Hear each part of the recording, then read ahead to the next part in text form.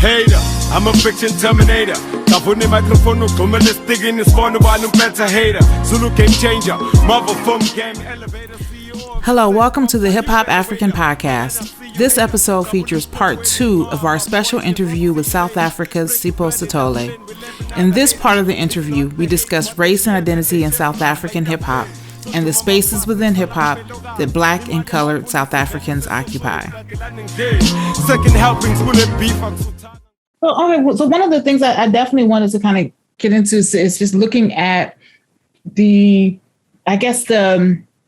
you would describe hip hop in South Africa in terms of geographically, because I've always heard that that Cape Town and Johannesburg especially are very different in terms of hip hop. But then I remember seeing this documentary on YouTube, Pretoria, where they were talking about Cap City this and Cap City that. And so they were talking about they wanted to kind of like assert this Pretoria identity. I've heard Durban hip hop has its own identity. So could you kind of discuss the variations geographically in South Africa regarding hip hop? Well, firstly, let me start with Cape Town. Mm-hmm.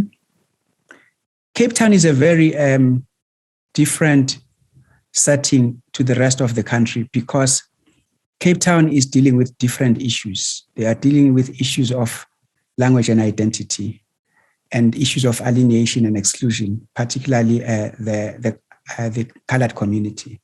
And of course, in this country, we've got Blacks in general, we call them Blacks in general, and then Africans, colored, and Indians in particular. So if you now have to dissect what is described as Black, as you would know in America when they talk about affirmative action. So if you talk about affirmative action, as it applies to Black people, but then you've got the different shades of Black. There's the African, which is me. Mm-hmm. There's the colored, which is a mixed race. Then there's the Indian, So the colored is got his own historical connotation in Cape Town because of first the arrival of Jan van Riebeeck in 1652 and their first encounter with the Khoi and the San and the Xhosa, and then of course the mixed races emerging. Now, but Cape Town, not only do you have the issue of just the national question about whether coloreds are included fully to the social and economic political discourse in the country, or they are only beneficiaries in a particular part of the country. But you also have the issue of social ills in Cape Town, drugs and gangsterism. So you would find that their work will focus more around what is happening in their communities, trying just to deal with the issue of survival on a day-to-day basis, getting kids off the street. I mean, Emil YX has got this Heal the Hood project, which was really meant to get kids out of the street and, B-boys and all of that. And but then you have Cape Town dealing with the issue of coloreds being what they call the First Nation, because those that are more conscientized, they would associate themselves more with the Khoi and the San, because in this country, truth be told, the Khoi and the San are the first inhabitants of this part of South Africa, of Africa, all the way up to Cape Town. So they will always have the issue of fighting for recognition about who they are and all of that. So, but also, I think they have created more of a close-knit community, whether by default or because of the issue that they are facing with, and it has not helped them to mainstream themselves outside of Cape Town. We know that they are there. I mean, there are artists that we respect, whether it's Jets Fenger and all of that, who we know are very conscious and rappers and poets. But are they are they talk of the town when you talk about hip hop? Not necessarily. Well, there are. I think there are new artists that have come out. I think it's called City Gangster. I don't remember, but there's a young artist that has come out. Youngster CPT. Gangster CPT. Yeah, I think he's above Cape Town. Mm-hmm. Yeah, it's hip hop. You know what I'm saying? Yeah. It's just hip hop. It's no longer about Gangster CPT. But I also the other issue, which we must say, is that I'll tell you, for instance, when I came to the US and studied there, I hated America and I still hate it today. Yeah, because when we arrived as Africans, the African Americans then sort of automatically adjusted themselves above us to say, oh, at least there's some people who's of lower class, so at least we are better than them. We are sort of closer to the upper class, you know. So they treated us as second-class citizens compared to how they had been treated through their own history in America. So if suddenly an African comes, at least now they sort of have this automatic elevation, you know. Now, because of the history of South Africa, the white and apartheid has always looked at coloreds as better blacks than us. So there is also that whole class issue that has been very difficult for social integration, for the cultures to even integrate, you know. So you still talk about the colored community, the Cape Town hip hop. And when you say Cape Town hip hop, it does not mean that there are no Xhosa rappers. There are Xhosa rappers and amazing. So as well, there's 3 Months Gap, there's all of these artists there. But because of Cape Town being seen as a concentration of that colored, so they sort of more on. And then in Durban and in Johannesburg, I guess Johannesburg has always been more commercialized than the rest of. That's why even the artists who want to break, if they're in Durban, they would rather move to Johannesburg because they think that's where they have the chances of success. But you still have those artists that are very authentic, regardless of where they are, whether it's Zagwe in Durban or Zulu Boy, who have always been this genuine. But what they did unintentionally, they are the ones who actually, Zulu Boy for that matter, who made it cool to rap in vernac.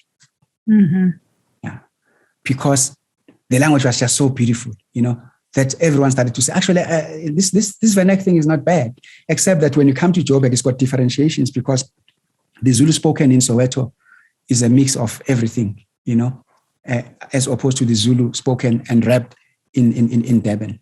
Then you had the WHP, Mutswako. Yeah, you know, and they came with some of the coolest and I think they had the most amazing rap style, and the rhyme is just out of this world. The Mutswako for me is something else, you know, is something else. Of course, but it was only limited to few. And then later on came Casper Nyovest, you know, who came way after WHP. I can't say much about Pretoria. I mean, there was a group many years ago called Bafitlile that came from that part of the world. I think they were the earliest pioneers coming from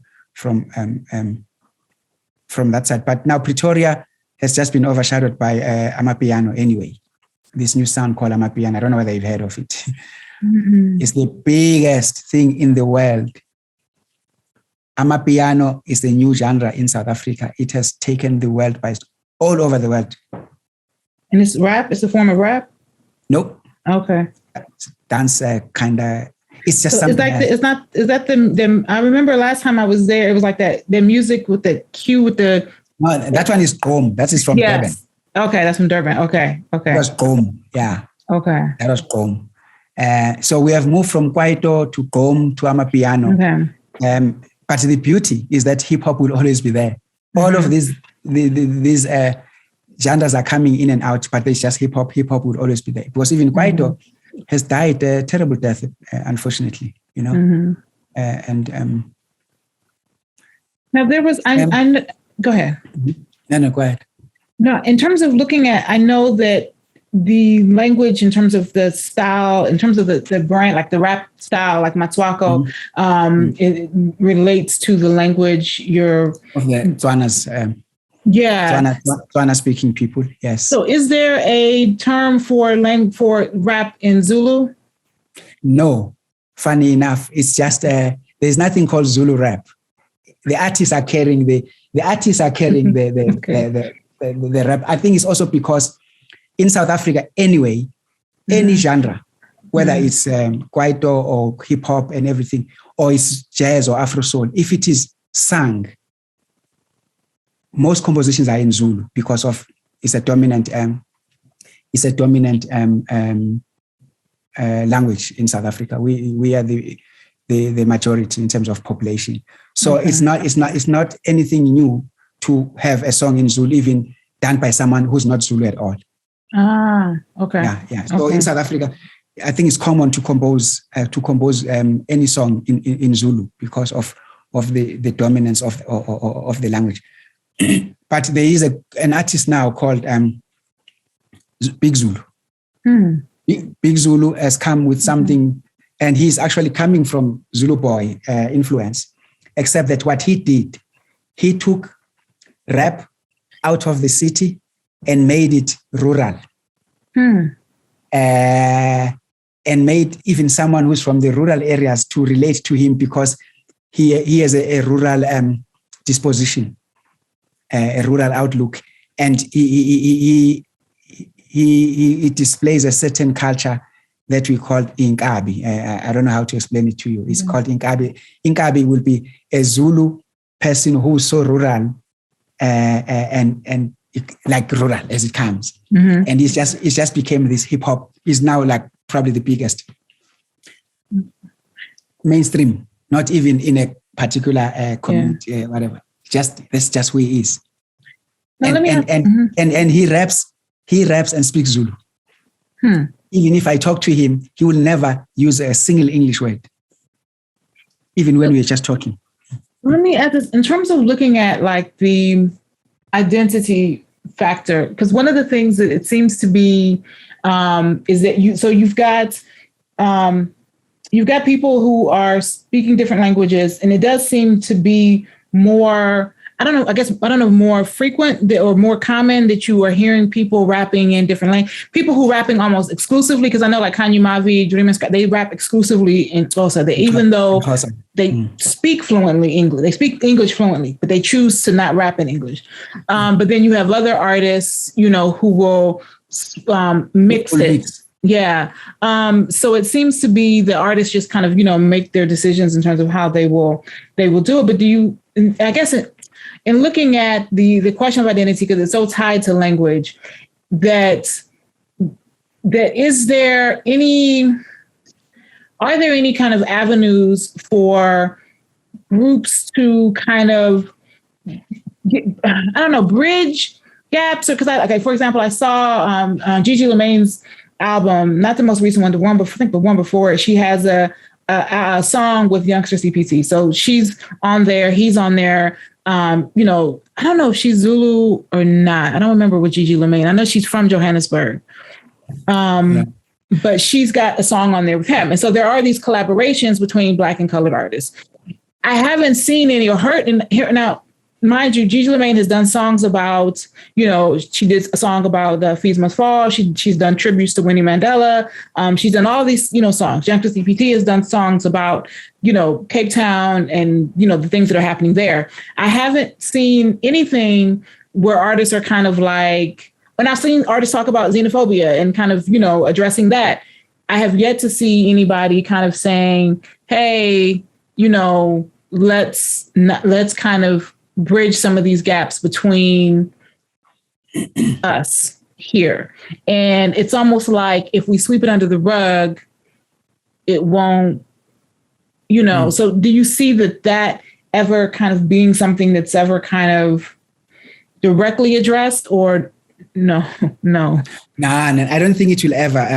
Because, for instance, we have an artist like AKA who's colored, but I don't think he thinks of himself like that, because he has so immersed himself in the hip hop culture that it doesn't matter, especially because he's in Johannesburg. Maybe if you had been somewhere else, if he was in Cape Town, you would still be in the same way as the other guys. So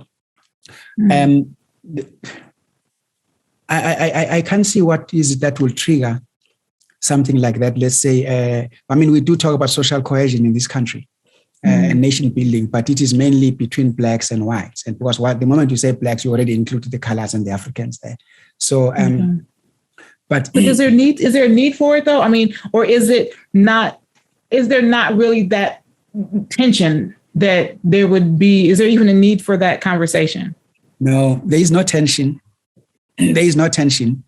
Let me tell you, the only thing that some of us will be scared of is to go to some of the colored townships that we know are hardcore because of the gangster and drug and gangsterism and drugs that forever in the firing line. I mean, there are communities that you could be struck by a stray bullet because of the controlling of the neighborhood. It's tough. It's quite tough in certain parts of the colored communities, whether it's in Johannesburg or it's in Cape Town. It's more so in Cape Town and Johannesburg.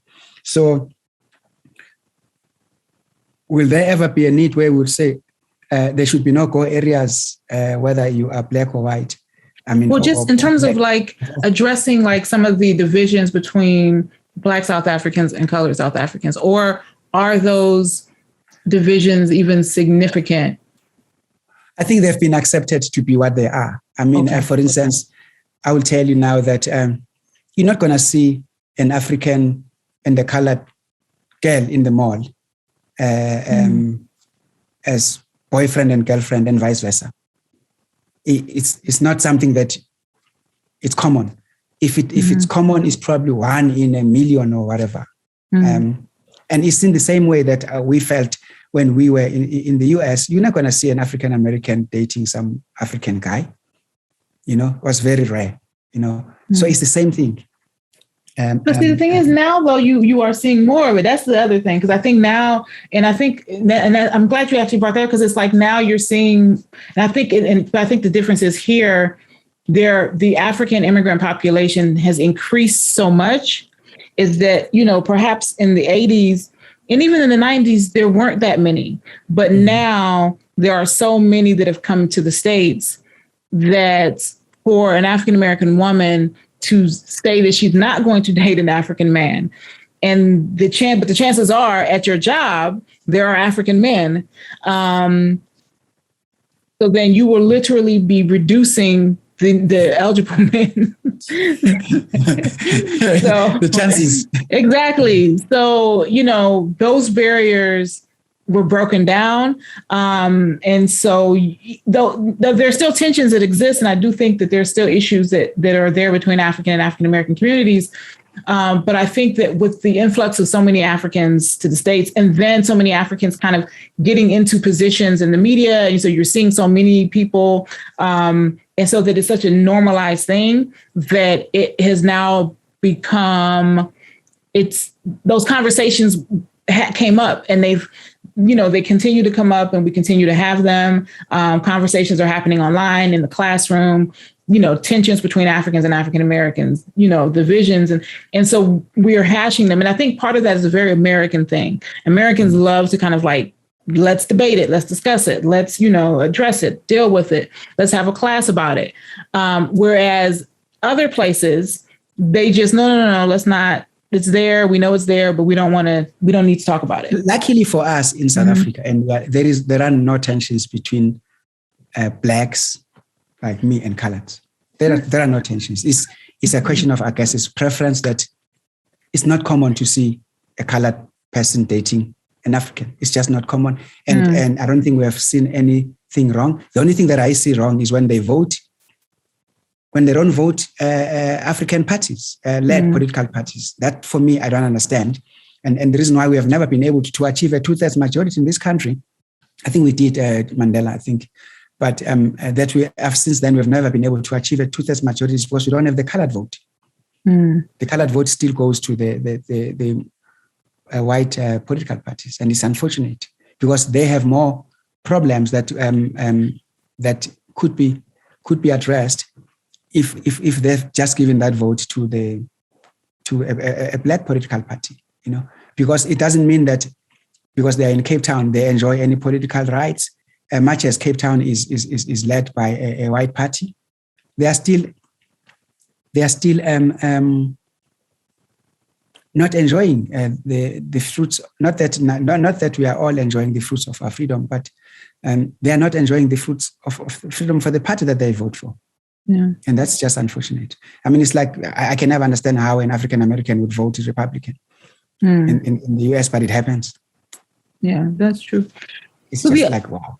One of the other things that's interesting is the I guess the experiences of Africans from other parts of the continent in South Africa. So, I know within hip hop, there are a few artists who are, whose families are from outside of South Africa. I know Tumi's family is from outside, and Rouge, Tumi. No, it's not. That is not. Really? So I was told his family Zabs. Zubs, okay. Zabs is from Zimbabwe. Okay. But he's been part of the mainstream hip hop ever since, well loved and respected. To me, the parents came from exile. Yeah. Yes. Okay. So there are South Africans who were living in exile. Yes. But it also took a long time for him to be accepted. And I also think for him, it was more the language issue. Because again, he could have perceived as those suburb kids who speak better English and all of that. And he was not immersed in the township culture like some of us who grew up in the township. But I think after a while, I've heard him speaking now at the Vernac. I used to think that he couldn't speak Vernac, Okay. But I've heard him speak. No, but then I know Rouge, the female artist, her family is from, I think, the Congo. And I believe I remember listening to some of her songs, and I thought I remember her mentioning it in one of her lyrics that her family was from the Congo. But is that something that makes it, I guess, I don't know. I don't want to say difficult, like as if that's a bad thing, because I know, like in the States, it's not easy for international artists to make it big in the mainstream. So it's not surprising. So I'm wondering, how easy is it for international artists or artists whose families are not South African, or who maybe migrated there from other areas? Is there an additional hurdle that they have to overcome? So I know you mentioned in terms of being able to kind of speak the language issue, I guess is something that they have to deal with. But is that another barrier? No, for instance, I'm hearing it for the first time from you that Rouge is from the Congo. It's not an issue. I don't even think a lot of people know that, funny enough. I think also because rap is English by nature in South Africa. So it's not like you are expected to rap in any other language. You are expected to rap in the language that you are of your identity. And that's just what it is. There's been people who have done very well in this country who are not necessarily, for instance, Dave from who started Cashless Society is from Botswana. Yeah. But was well entrenched in hip hop in South Africa. I think maybe it's because hip hop is considered to be an import by nature. So you wouldn't expect, because it is an import. Yeah, that makes sense. By nature itself. Okay. Yeah. Okay. Yeah. Well, no, this has actually really, been very informative, because there's a lot, I think, that I think South African hip hop, it goes back so far. It's old. It's been, it's one of the older hip hop scenes, and it's so, it's definitely, it's a large hip hop scene. In terms of commercial success, artists, there are a lot of artists that are able to eat well in South Africa, compared to other countries on the continent. There's, all these kind of major industries, MTV's there, and other major labels and everything. So I think it's a huge hub for African hip hop, or hip hop on the continent in general.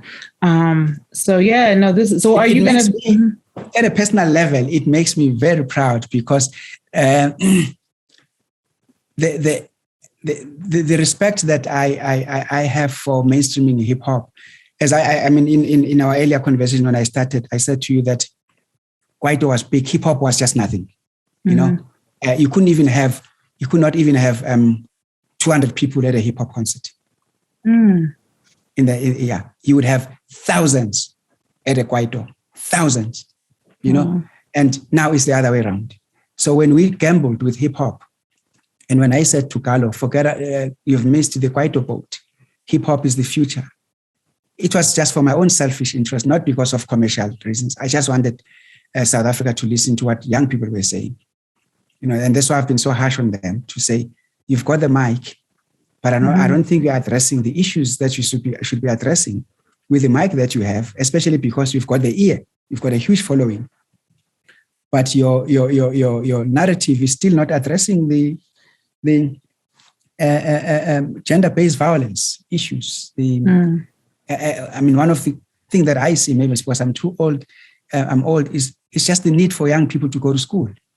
You don't understand how I get so worried when a 17-year-old, 16-year-old sends me a message. I get messages, I'm a rapper, blah, blah, blah, blah. The first question I ask, are you at school?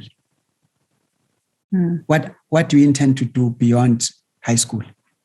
Because rap, yes, you can be a skilled rapper and everything, but you're not going to be a rapper when you're 40 or 50, very few.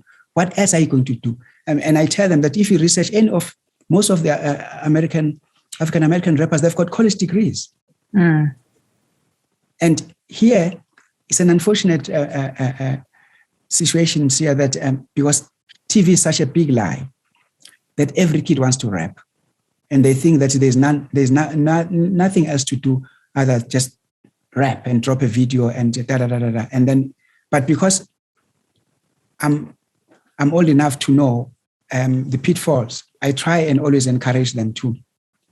I'm not saying stop rapping, but never drop out of school because of rap. Yeah. I would rather have somebody who's taken out of work because they've become so popular that they cannot juggle the two. Because they are always forever on the road and they're forever performing. But there are people who actually don't even want to look for work because they want to rap. But you don't know whether you're going to break this year or in 10 years' time, or whether you're going to break anyway. And as I'm talking to you, I think in South Africa, for the country that I speak for, I think rap has become a curse to young people. Yeah. That's just my feeling. I mean, because of like the marketing of the materialism in hip hop. And so yes. Okay. Yeah. I would rather have more engineers, more doctors and lawyers than rappers. Yeah. Yeah. And it is, I mean, there is, in talking to artists, we often, just in talking to artists and either informally or through the show, especially the ones that are not kind of really in their careers or have not really kind of are really trying to get their careers to take off or find their identity, I guess, as artists. There is still this idea that if I can make it in the States, or if I can get there, if I can get heard and I can blow up.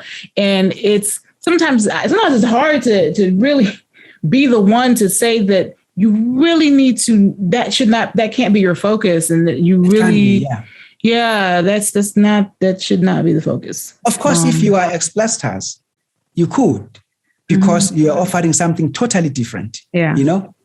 Now you can't go to America and rap like them and expect to break. Yeah. It's got to be something that is ethnically influenced and culturally influenced by where you come from, the sound and everything else. But the moment you're going to go there, and I remember my son went and spent 12 months in LA. I think he's a good rapper in terms of rap as an art form. And I said to him, I sent him a message. I said, remember, you're from South Africa and you are Zulu. So how you position yourself in the US is going to determine whether you're going to succeed or not. And then he just sent me a WhatsApp and says, oh, you're not going to try and turn me into a Ladysmith Black Mambazo, do you? And I was like, I'm not going to say a word. I kept quiet. Now, I think the reason why Nigerians are doing better is because the sound. Yeah. The sound is different. I could be hearing a sound from behind me. I would know that it's from Nigeria. Now, can you say to me that the sound in South Africa from a hip hop element is different? No, it's not. They could rap in vernac, and that's as far as it goes. And that's why they're not going to break in the US or anywhere else. Yeah. Until they fuse. I always say to them, if you are Sutu, what is that traditional Sutu instrument that the Sutus are known for? Yeah. If you are Tswana, what is it? If you are Zulu, what is that thing that is Zulu? Because you're not going to succeed because you're rapping in the vernacular only. That doesn't work like that in music. And it's one of the reasons, even like looking at what you're talking about, the stories you're telling that should be uniquely South African. Because if you're rapping about, living certain lifestyles, materialistic lifestyles, I mean, they have that here.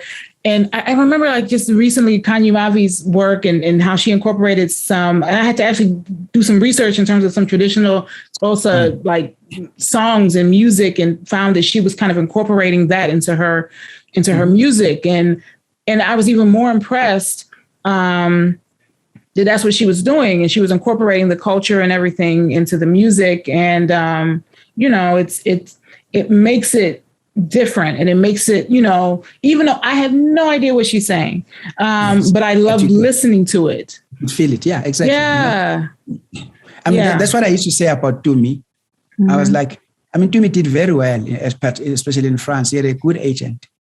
But if I was abroad and I was there and he's performing, and it's quite, it was more than one occasion that I've been abroad where Tumi was performing.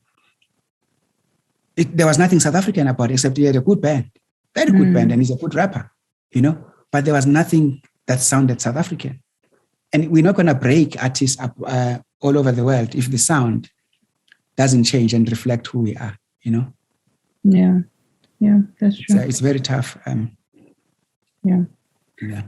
Well, thank you so much. This has definitely been very, very enlightening, and this is great conversation. And I'm I've been hoping that you are publishing more on this, because like I think I've said to you before that there are certain things I recognize that. Well, I think it's important that all scholars know what is theirs to tell and what isn't. And I feel like there's a lot there that is not mine to tell. I feel like there's some scholars that are just like, they don't care. They just kind of go and take and publish, and don't mind that there are scholars on the ground who are better positioned to tell those stories.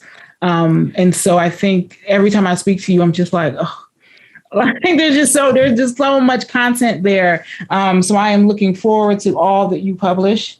I'm forever writing.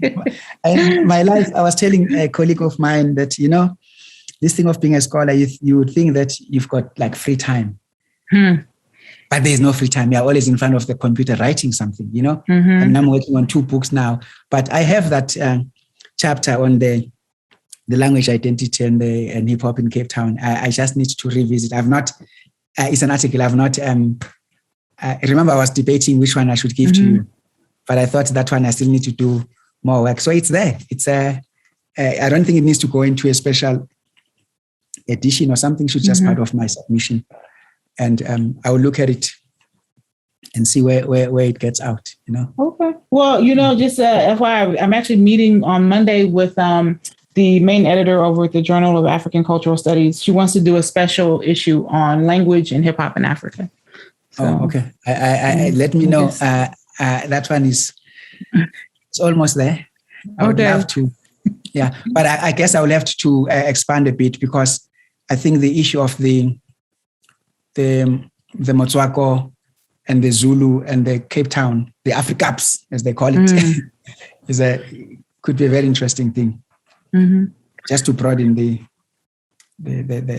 paper a bit. Yeah. All right. So let me stop it here. Yeah. Thank you so much. When everything opens, I will come to Howard University one day. Yes, you're very, very welcome. Yeah, we used to be envious of people studying there when I was at Lincoln. Even though I still think Lincoln was great. Thank you so much.